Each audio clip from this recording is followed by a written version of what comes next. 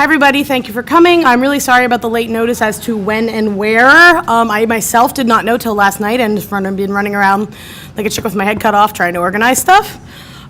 You are at the Sexucation Extravaganza, so if that's not where you want to be, you're in the wrong room.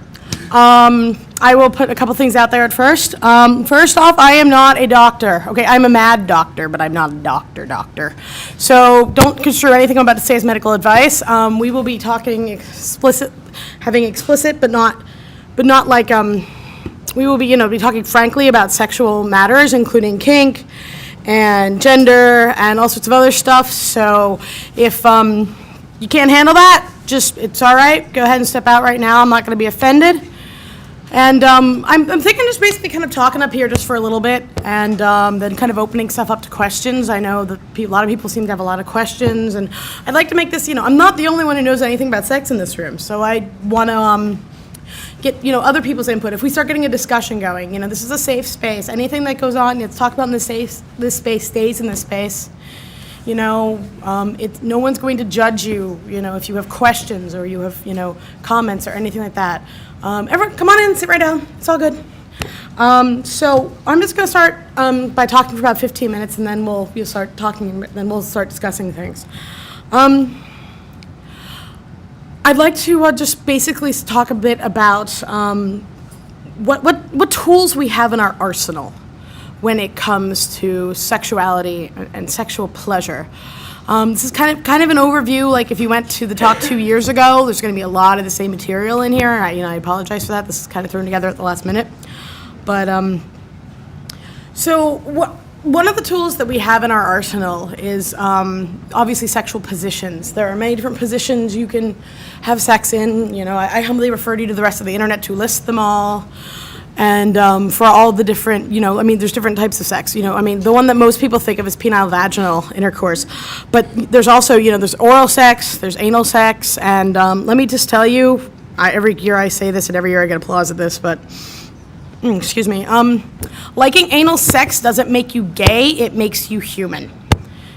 People all throughout history have enjoyed having stuff stuck in their butts, and that's okay. Men, women, all different genders enjoy this, and it doesn't make you gay.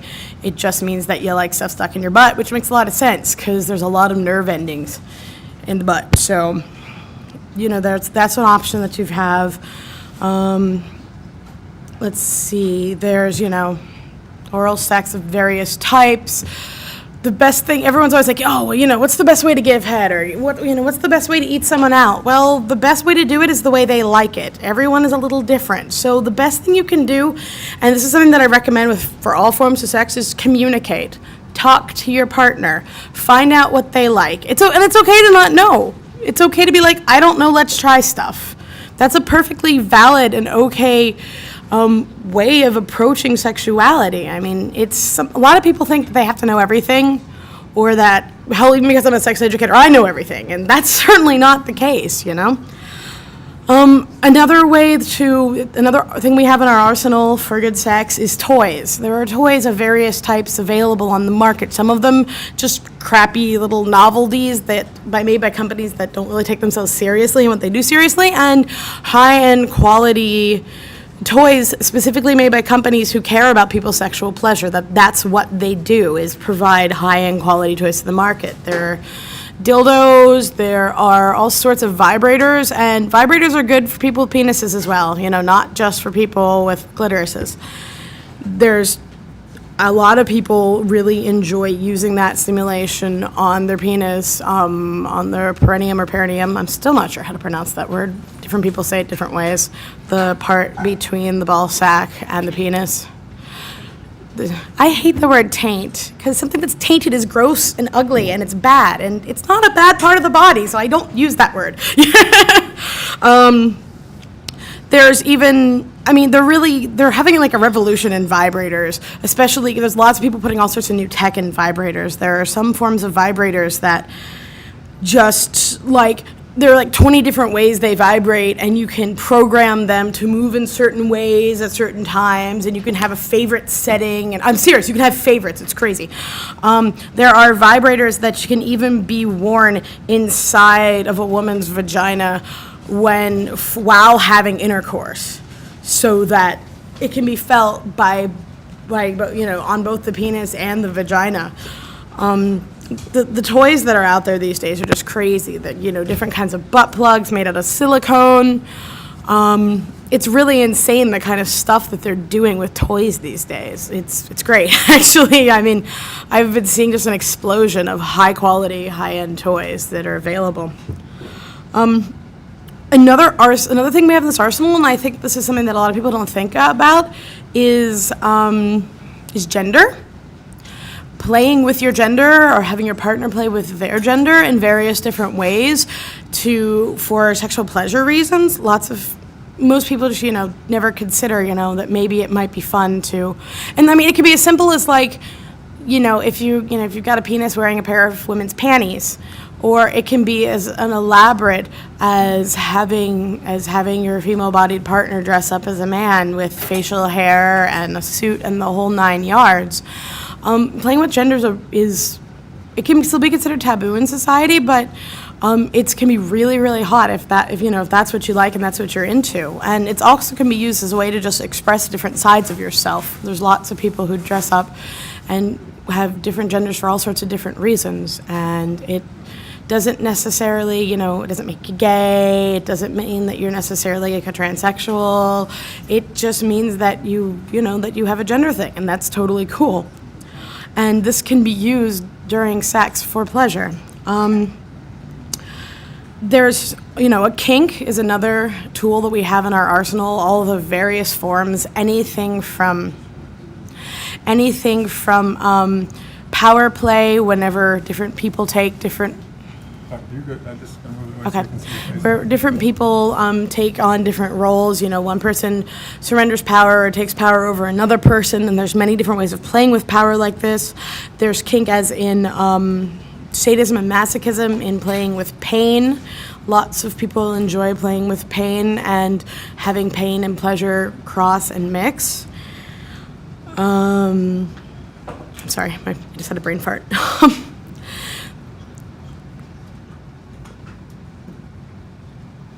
There's multiple different ways of playing with pain, anything from clips and clamps like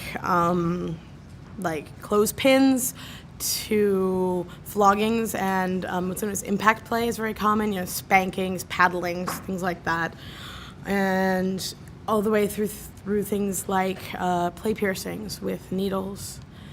And these are various different, things that you can play with. And, of course, fetish dressing. And people, dressing up in various materials that they find to be erotic that turn them on. Leather is a big one. Rubber and PVC are big ones. People like to dress up in these things, touch them, smell them. And then I'd like to touch on fetishes, but the tricky thing with fetishes is that anything can be someone's fetish. No, I really, really mean it, I go to alternative sexuality conventions, and lots of people like wearing shirts that say, I'm somebody's fetish. Because it's true, the fetishes are as diverse as we are as people. Fetishes are one of the main things that I love to study. It's pretty much, my favorite part of the field. And there's anything from people who are sexually aroused by balloons to people who are sexually aroused by the idea of gaining weight. And in the geek communities, some of these, furry fetish is pretty common, anthropomorphized animals. And it's also not uncommon to hear someone be like, wow, my succubus in World of Warcraft is really fucking hot, And, God, I'd like to, tap that, or have her tap me, so... there's, dressing up in costumes is a common, easy way to play with fetishes. Different parts of the body can be fetishes. Explore, if something kind of is stuck in your craw, stuck in your head, something that might sound interesting, try it. See if you like it. There's no shame. Another tool that we have in our arsenal is different forms of relationships. You hear things about non-monogamy and polyamory, and people doing ethical non-monogamy, where all partners involved know that there are other partners involved. And it's done in ways that have a lot of discussion, and it's all done consensually. So being able to, someone who is naturally inclined to want to have more than one partner at a time, whether it's sexual or emotional, this is an excellent tool that we have in our arsenal, is to explore different relationship types.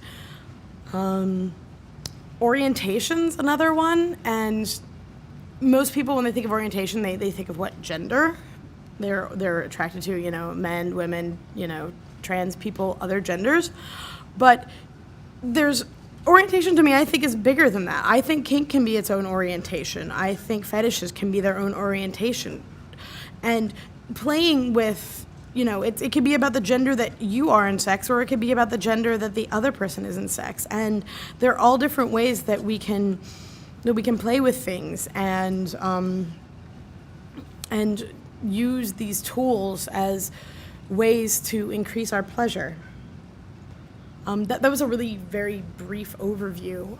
I was thinking this more of a discussion panel, because I know lots of people have lots of questions. People are always coming up with me with questions, and I was wondering if anybody had any questions that they brought with them today that they're curious about, anything that they'd like to learn about specifically.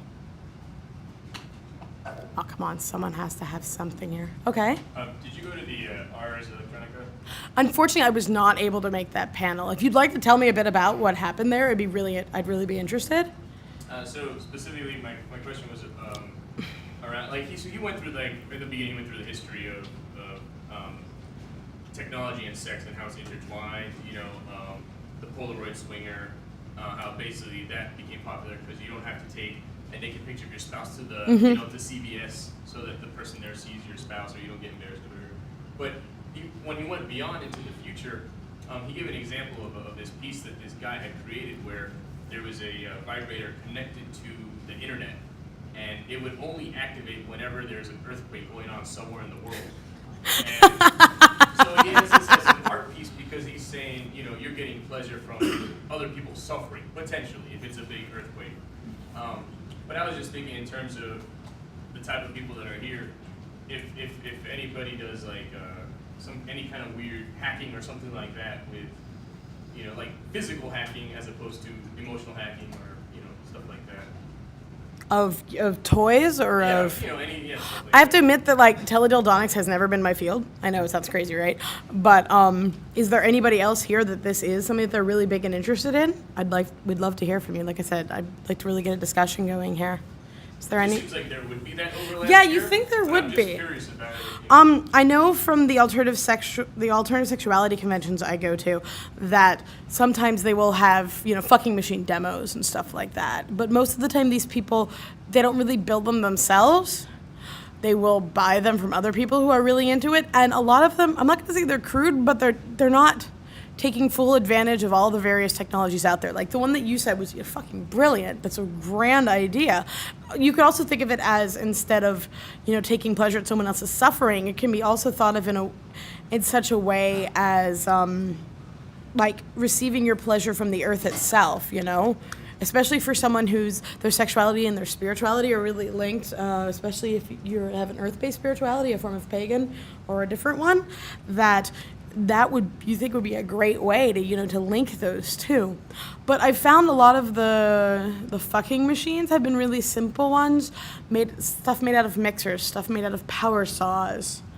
I'm trying to think of something. Yes? So I just wanted to mention that if people are interested in experimenting with this really accessible way is electrostim, where you can buy commercial electrostim devices that are retail for hundreds of dollars.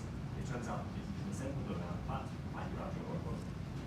In particular, if you disassemble one of the wall adapters, that takes 10 volts to 9 volts or whatever, and wire up the transformer backwards, you can then drive it with an audio source. And then that's obviously really easy to control out of an audio card, which means that then connecting that via internet is a really, really simple exercise.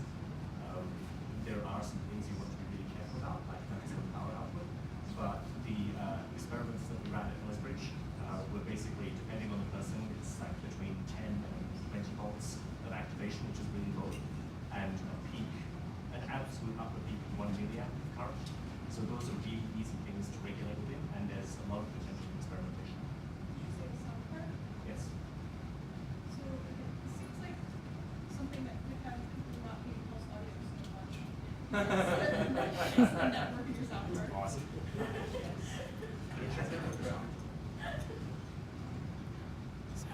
Awesome. It's really interesting that you bring up the electrostim stuff, because in the alternative sexuality community, there are some there's prevailing wisdom that one, never build your own, and two,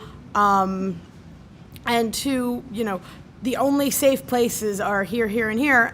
But yet, I've also talked to people who are more, hacker or electronically inclined, and they have come up with totally different places that it's safe. So it's really, I would love to see the hacker tech community meet up with the alternative sex community and sit down and have some serious talks with people who both know about the human body, as well as who are trained in knowing about the human body, as well as people who are trained in knowing about tech, so we could finally sit down once and for all and learning okay, what is safe, what isn't safe, what is the safe way to build one, what is not the safe way to build one, so that we can all be all right, yes, this is safe, no, this isn't safe, because I'm tired of hearing different things from different angles as to what's safe and what isn't. I understand that the alternative sexuality community tries to be as safe as possible in ways. They'd rather err on the side of safety, and I completely respect that.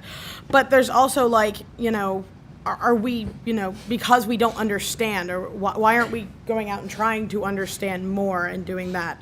It's never really come up for me, because I don't like electrostimulation, but that's me personally. So, let's see here. Oh, something else that I didn't mention about the kink community is the rules that they play under. They play under something called safe, sane, and consensual, or they play under something called risk-aware consensual kink, either SSC or RAC. And it's basically that you have to, your partner needs to be aware of what's going on and needs to be able to consent to what's going on and be able to, don't do anything too freaking crazy, or if you do, at least know what the risks are, and you are willing to take those risks. So it's a way that kinksters stay safe. It's really important. It's one of the key rules, and if if someone's not willing to do that, then maybe you really don't want to be playing with them, because if someone's just well, I don't care what you want, this is what I'm going to do to you, it's no. It's really important to make sure that you and your partners are consenting to what's going on, and that everybody's aware of what's going on here. Any more questions or discussion? Mm-hmm. I've been going to science fiction conventions since you were born. Says, oh, okay. But they used to have room parties for just about everything. And so I did here, they had room parties for various things. I forgot the name of the party.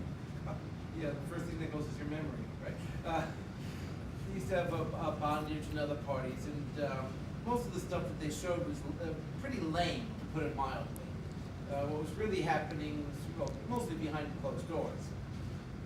But at least some of them, I remember particularly there was a couple had a bed with all these different mitts and scritchy mitts, all sorts of, particularly very different kinds of furs and claws. That's one thing, is you can get incredible sensations just from the slightest touch if you have a guitar pick, banjo picks and such. Those were built into gloves.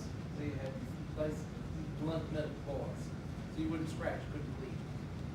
And what I learned most of it is that these folks, the couple who's running that, really had that as part of their relationship.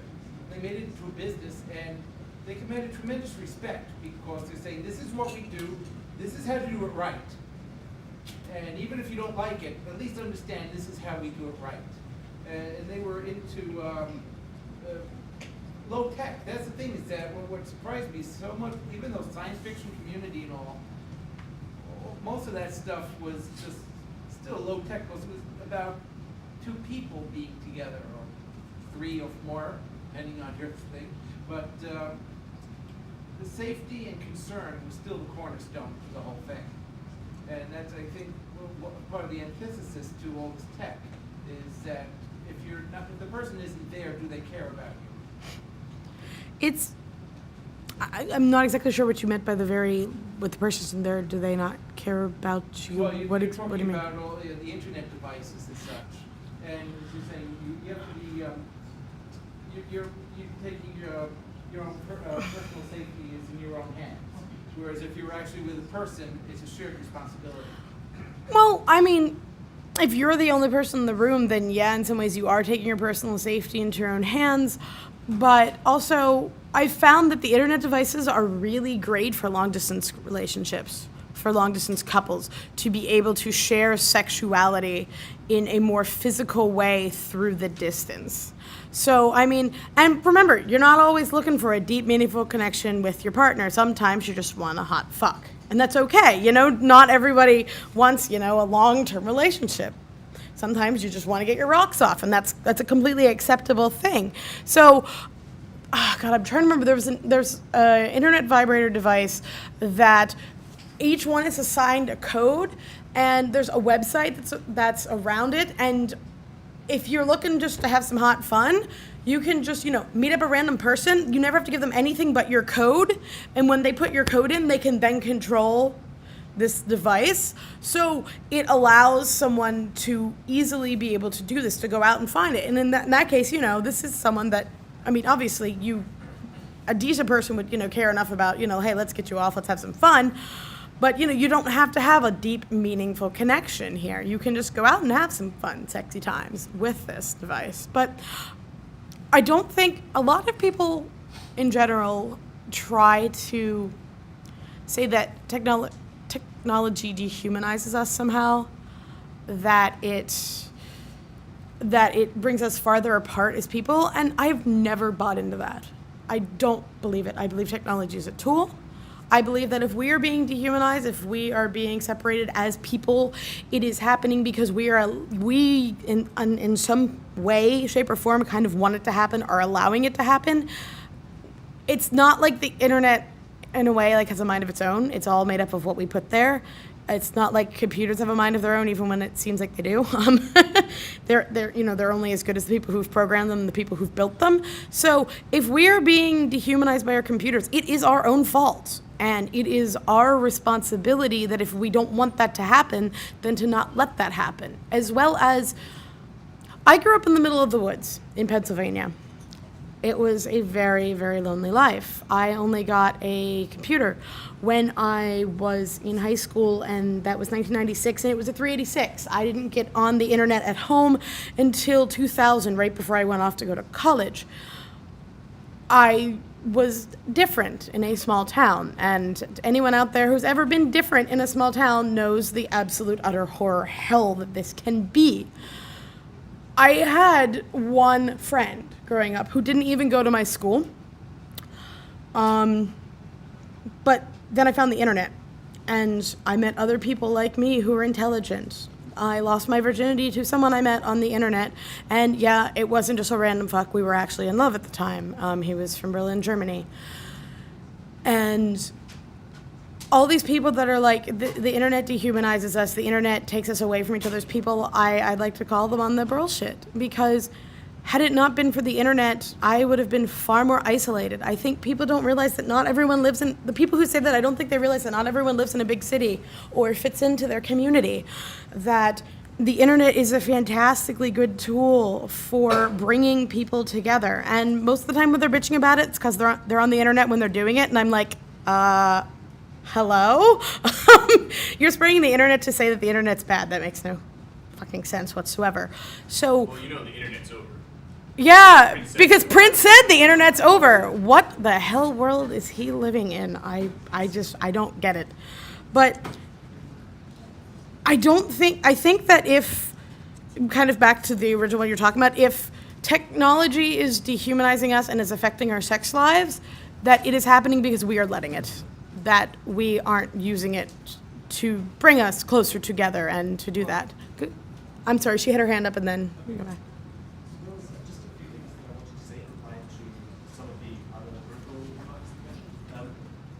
Can you speak a little louder? So we can all hear you. Peripheral to what we were talking about.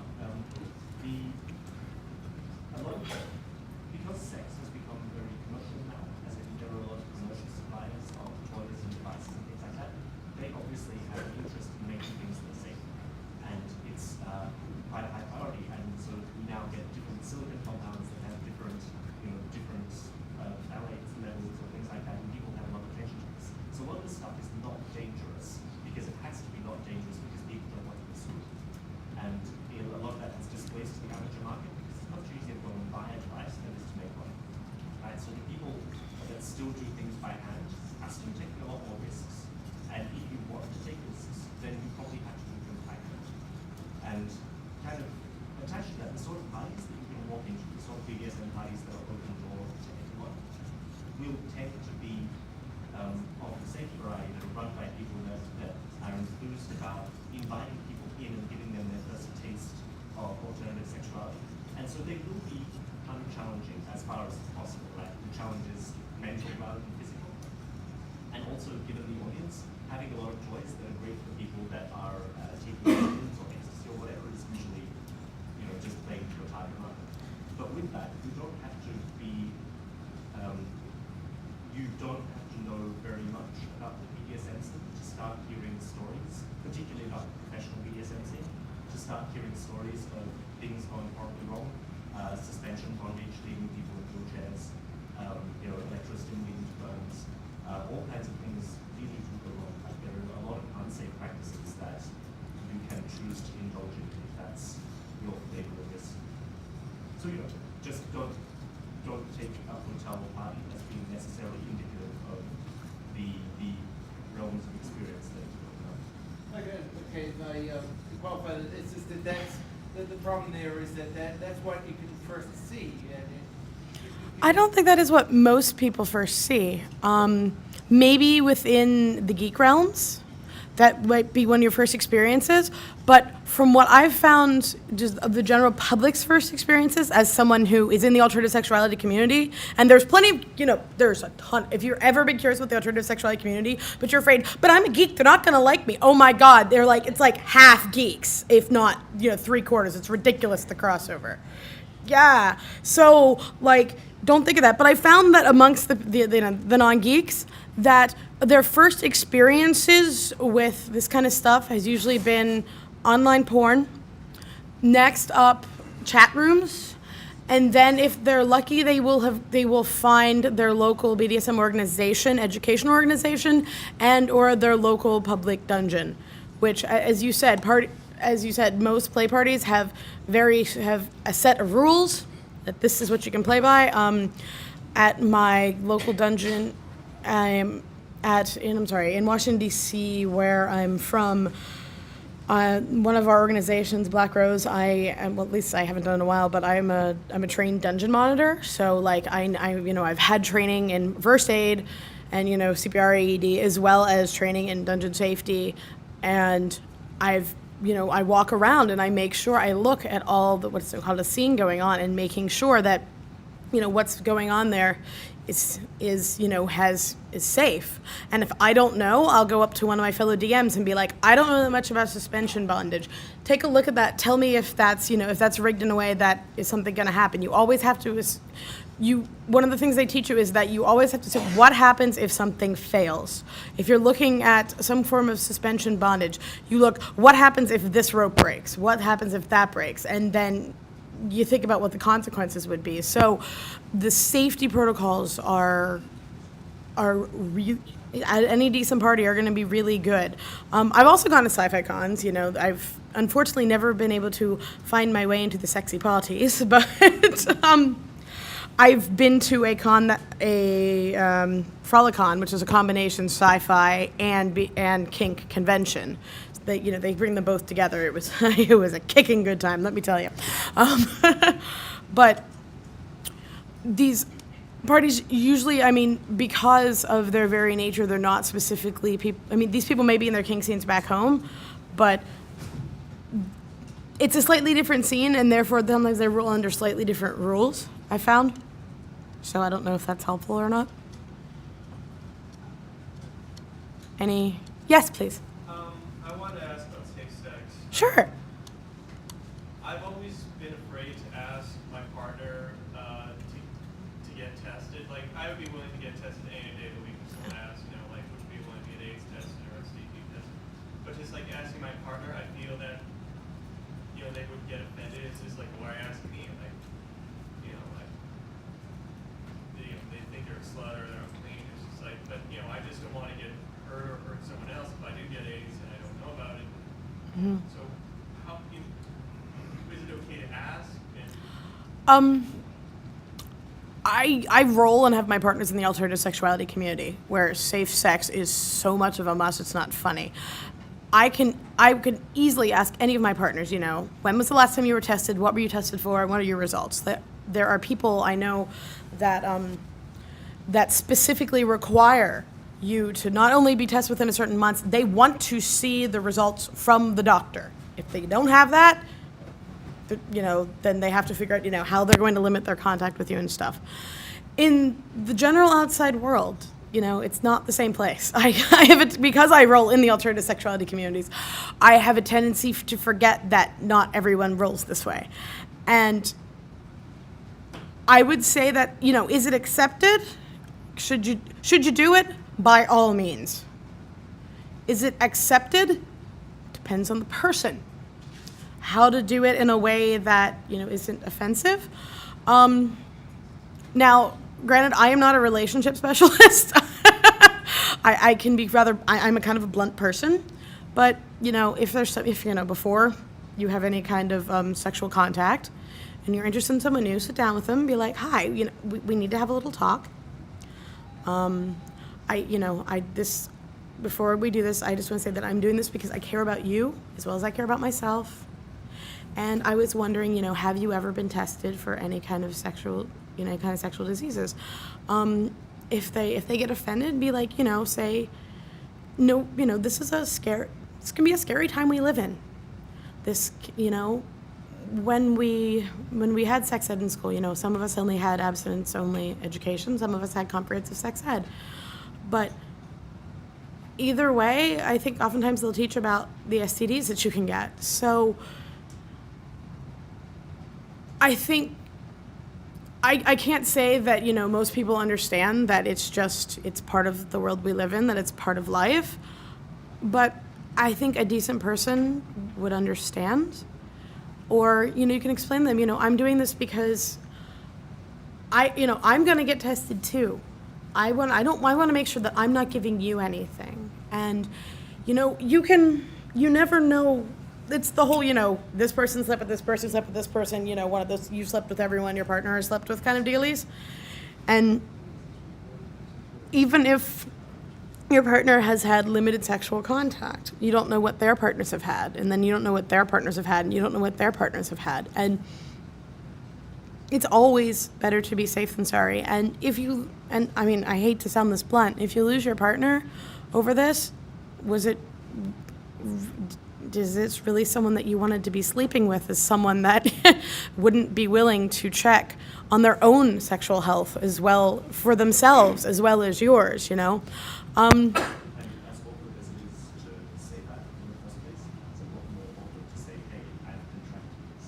Yeah, and I really hate to say that. I know that makes me sound like I'm like an unfeeling, uncaring bitch. But it is just, what? I'll put it the way that my mentor put it to me. When I first started dating again after a period of not dating, my mentor sat me down and he said, Cable Flame, I can fix a lot of things in your life. If you end up in jail, I can bail you out. If you're homeless on the street, I can put you up for a couple of days until we find a place for you to live. But if you get AIDS, I can't help that. If you get AIDS, you're going to die. And with our it's not a sure thing that you're going to die right off the bat. We have really good AIDS meds these days, but these meds have really bad side effects, and you're going to be on them for the rest of your life. So it was a really sobering thing, but it really made me think. And when he divorced and he started dating again, I sat him down and gave him the exact same talk, and he's like, "Thank you for reminding me," because it's true. If you get AIDS, nobody can fix that. And Gary Knoll. I'm sorry? You listen to Gary Knoll. Have I listened to Gary Knoll? I don't know who that is. I'm sorry. N-U-L-L. Gary Knoll? Yeah.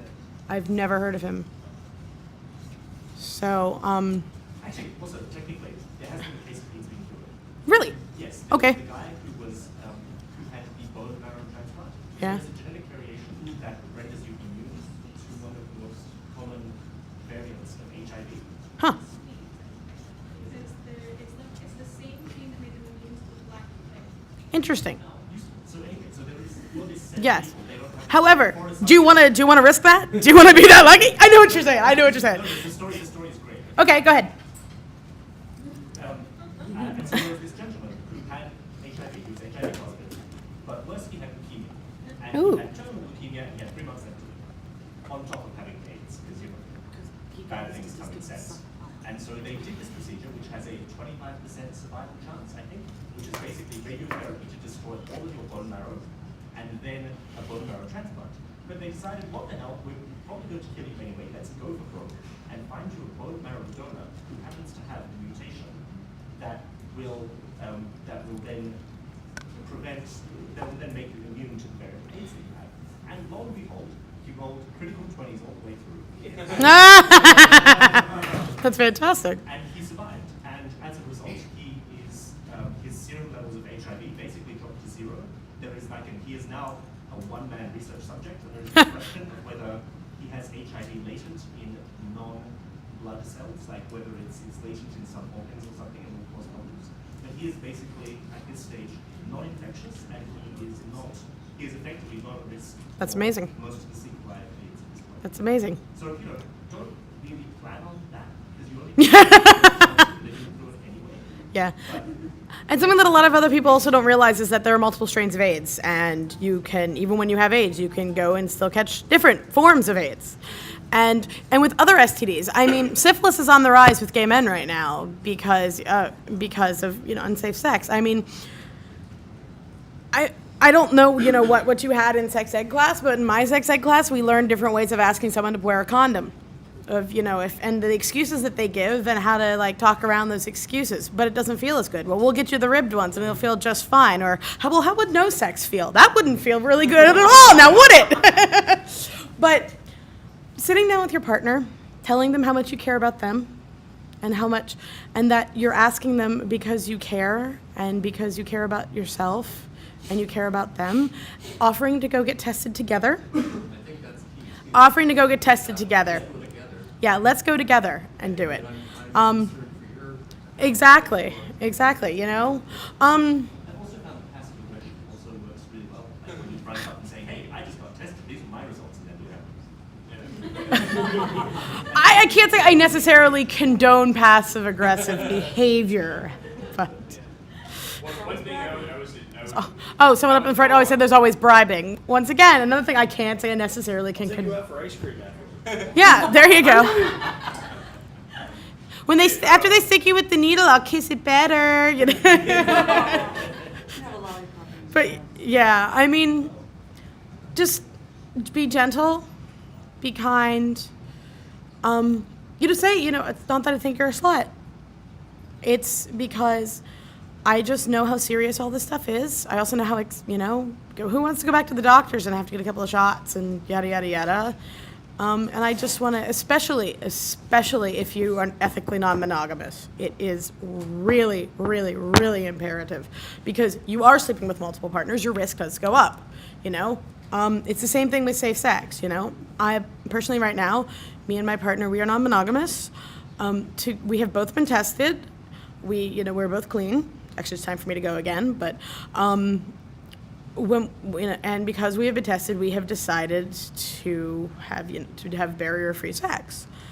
However, with anybody else, we would always have safe, barrier-safe sex, because we don't want to bring it into something else. And if someone asked me, the other day I'm going to be going to some friends' houses in Philly about a week from now, and we were talking, and it was somebody that I met at an alternative sex convention, and we were talking about, so we messed around at the convention. I'm going to be staying at your house for 5 days, in case something, what can we do, what, this, that, and, they were asking me, when was the last time you were tested, what kind of, we'd like to see your results, and I hadn't been tested in a while because I'd only really been sleeping with my partner. Yes, I know I'm a sex educator, and my sex life isn't all like, woohoo, crazy, I get crazy laid all the time with everybody. No. I mean, I have an ordinary sex life like a lot of different people, but because I hadn't, really been having sex outside my relationship, I haven't been tested in about a year because I've, been sleeping with my partner that I know, what his status is, because he hasn't really been sleeping with anyone else. So they're like, well, you haven't been tested in X amount of time, and this is something that we require, and I wasn't able to go get tested in time, so we're gonna have to change what we do, and that's okay. I respect that. I have to admit, there was actually, and I will admit this on camera, there was actually a moment there where I felt a little offended, but intellectually I knew I shouldn't feel it, because I totally respected their procedures, because they are ethically non-monogamous and they do have outside partners, and that I knew where they were coming from, and they were totally cool with it. I didn't think they thought I was a slut. I thought that they were trying to be safe, because it's amongst the alternative sex communities, if you are doing the ethical non-monogamy thing, it is so imperative. So does that answer your question? That was a lot of talking. Does that help? It really does, because I kind of feel almost paranoid, and It's okay to be almost paranoid about this. This is important, serious things to be paranoid about. Exactly. If it turns green and falls off, it's not going to do you any good. And if theirs turns green and has funny chunky things, that's not good either.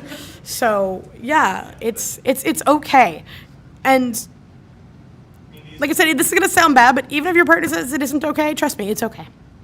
It's okay. It's smart. It's mature to look out for yourself. And when looking out for yourself, you are looking out for them too. So we'd all like to think that, when we're in a relationship with someone, we'd all like to think it's going to last forever, but sometimes they do and sometimes they don't. And it's always best to try to play it as safe as possible for yourself and for any future partner you may have or want to have down the road. Oh, you're more than welcome. Questions, comments, cat calls? Show us your tits! No. Let's see here. Go ahead, yeah, go again.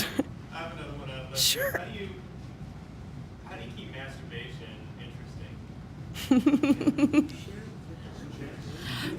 There are so many different ways. I'd like to hear. I'm sorry, what'd you say? I didn't hear that. What was it? Switch hands? Yeah, actually, that is one of the ways, Share it with your partner. Any other ideas from the audience? Use a toy. Yeah, even they make toys for boys. Or rather, I should say they make toys for penises. Not everyone with a penis is a boy. Not everyone who is a boy has a penis. So they make toys for penises. Pardon, you just broke my brain on that one. Now I get to give the gender talk. This is always fun. All right. Please, yes, some of us need penis identity 101. Okay, so let's talk. Oh, you know what? I'm going to finish the masturbation thing, then I'll give gender 101. How does that sound? Good? All right. So there are toys for penises. There are toys made usually for clitorises and vaginas that are still good for penises. Everyone has a butt. Everyone has a butt. I can't take credit for this. I think it was Tristan Taormino or Ducky Doolittle or one of the people that I think is just fucking amazing that says the great things about assholes is that everyone has one. It's true. It doesn't matter what gender you are, male, female, other. Everyone has an asshole, and everyone can play with it either with their partner or partners or by themselves. So it can be daunting at first. It can be scary at first. My quick 10 minutes? I've been talking for 40 minutes or 50 minutes. My God, this went by fast. I thought it was 15 minutes in, and I'm like, oh my God, I'm not gonna have enough to talk about. Anyways, I'll make this quick then. You can play with your butthole, go very slow, use a lot of lube. If you're thinking you're using too much lube, you're not using enough lube yet. That's there's never too, well, actually, to be completely accurate, sometimes there can be too much, but for 95% of the situations and for the beginners, if you're not sure, it's not enough. If it hurts, you're doing it. If it hurts, you're doing it wrong, butt sex hurting. You're doing it wrong. So, play with your butt, play with toys, use your other hand. Try different fantasy scenarios, watch different porn. Let's see here. Wear different clothing. Try different kinky toys, but make sure these are ones that are safe to do on your own. If you're masturbating, if you're masturbating alone. Masturbate with a friend, masturbate with a lover, have them masturbate you, mutual masturbation, whether, it's you jerking yourself off and them jerking themselves off, or you jerking them off, or the vice versa, can be a lot of fun, and also can be one of the better ways of having really hot but safer sex. That's a really low risk, when we'll talk about different risk activities. Penile vaginal intercourse is a high risk activity. You jerking off someone else, low risk activities. So you can always find out, how much risk you're willing to take, and then figure out, the things that you can do with that risk. Let's see here, other ways to mix up masturbation. Yeah, use your other hand. Use a toy. Yeah, switch your hand positions. Don't do the death grip. No, some people start off doing the death grip, and I have been talking about penis masturbation. I should talk about some vaginal masturbation too, but there are people who start out with the death grip and then find they don't like anything but the death grip. So ease off your grip. Oh yeah, play with your balls, play with your perineum. Just play with your nipples. That's a fun one. Doesn't matter what gender you are. Nipple play is fun. Try different fantasies, look at different porn. Yeah, there's lots of different ways you can mix up your masturbation. Cool? Yeah. Cool. Any other questions before I hop into a quick Gender 101? No? All right, quick Gender 101. All right, so let's start with the concept of a gender binary. The gender binary is the mistaken belief that there are two genders, male and female. Truth is I've tried to, and when I say, the reason I wasn't talking about, when guys whack off, you can do this, and when girls whack off, they can do that. The reason I was using language like if you have a penis or if you have a vagina are because that there are different types of trans people in the world. There are people who identify as transsexual. There are people who identify as transgender. Quick ones on that. A trans man is a person who was given a female identity at birth, who usually has what's considered female genitalia, but feels that their gender is male. A trans woman is the same thing but reverse. People who have there are other forms of trans identities beyond just trans man and trans woman. I personally identify as a form of trans. I identify as gender fluid. This means that my gender shifts and changes according to the day or even sometimes the hour. I don't choose when it changes. It just does. I feel like I have 3 genders. My home gender, which is the one I am most of the time. It's more masculine than feminine. Tomboy might also be a good word for it. I also have what I consider as times that I am fully male, and there are times that I am fully female. I've been going through a girly phase lately. It's been really strange for me. A lot of the things that I've been going through in this phase are things that trans women go through, and people who were assigned male at birth, who have some kind of trans identity that deals with femininity, trans femininity, but yet I was born with tits and a pussy. So not everybody is necessarily born with what they consider the right parts for themselves. Some people choose to modify their bodies so that they can live what they feel their gender to be. You can take hormones, you can have surgery. Surgery is very expensive. It's usually not covered by insurance. There are lots of people out there. Also, for trans men, the surgeries aren't very good yet. As they say, it's easier to dig a hole than to build a pole. And the surgeries just are at a place that most trans men thinks it would cost too much.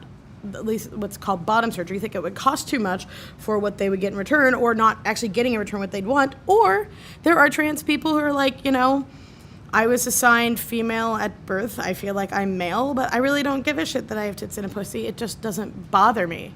There are people who haven't had who haven't had an operation oftentimes who want to consider themselves pre-op, people who've had operations and who wanted to oftentimes consider themselves post-op. There are people who consider themselves non-op.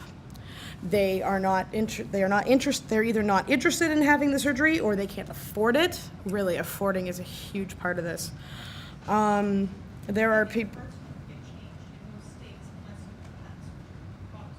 It really depends on the state. Yeah. Like, I think Illinois, or no, Iowa. Iowa's just like, did you do everything your doctor thinks is necessary? Which would just mean take hormones. And if the answer is yes, then we're like, okay. And some states will issue new birth certificates, some Yeah. states will just write the margins, and now they're a chick. Is that the exact wording they use? And now they're a chick. No, but you know. That would be awesome. Now female Susan Rose. Yeah. And the passport regulations have also just changed. It used to be that because it's a federal issue of passports, the guidelines were previously that you had to have like non-reversible sexual reassignment surgery, which tends to imply sterility as a minimum requirement for it. But the guidelines have just changed as of a month or two ago, where it's now if your doctor says that you are on the path to sexual reassignment, whatever that means to them, then you get a new passport. I actually had a trans woman friend who went through this exact. Our friend that went to like Thailand. Yes. Oh, you know them too. That's cool. Yeah, who went to Thailand for their surgery because Thailand has many other cultures in the world have had culturally accepted archetypes for trans identities. Thailand is one that has something called the Kathoi, which is the ladyboys. And because of this, Thailand has lots of doctors who will do the surgery, and they're pretty good, and it's pretty cheap to do it over there. So we had a friend who had to get her passport and had to do it in such a way so that because if you've had the surgery, if you haven't, then she was going over as a man and coming back as a woman because she was going to Thailand to get her surgery done. So, there's lots of things that trans people have to deal with. The bathroom issue, that's a big one. What bathroom do I use? Where do I pee? There's people, and it can be a really huge issue as someone is transitioning, as someone is physically, outwardly transitioning to figure out which bathroom to use. You'd be ridiculously surprised how crazy this can be. But there are, going back to different types of gender variant or trans people, there are people who consider themselves gender queer who like to mix it up with gender, there are people who consider themselves gender fuckers. They like to play around with gender. Maybe it'll be someone who is, male assigned birth and likes to, rock out their hairy legs and have a big old beard, but wear, mini skirts and does it in public and says, fuck you, I don't give a shit, I'm fucking with your ideas of gender. So, gender fuck. So there are many different, not just female or male gender identities out there, and that's, I guess, a little bit of my Gender 101 talk. Besides things that you mentioned, where else would it happen? I meet someone and said, didn't you used to be a guy? Because I know. That's not exactly a polite thing to say to someone. No offense or anything. You probably didn't know, but yeah, no, I know what you're It's saying. like, I hadn't seen the person for several years. Yeah, I know what you're It's saying. like, hold on just a moment, something's different. And it ain't just a beard. Yeah, exactly. So I have 1 minute left. I'd like to thank you all for coming. I'm sorry I have not had much sleep, and I've had an extremely rough weekend, so I'm sorry for being really stupid at the beginning. I appreciate everybody coming. I am an adult sexual educator by trade because this is absolutely what I love and is my passion in the world. If you are interested in having me speak for you or your group or whatever, I offer a lot of different talks. And you can email me at, this is my real name now, so don't go spreading it around, at Mary Kay, that's MaryKay like the makeup, .sexeducator@gmail.com. And I also have a Google Sites. It is, I need to get my own domain, I know. It is sites.google.com/site/Mary Kay Sex Educator, all one word. So you could find out more about me and my sexual education there. You can find out about the classes that I teach. And I hope you enjoyed it. And take what you learned today, pass it around to your friends and your partners, and talk about it. Communicate and explore and enjoy. Thank you.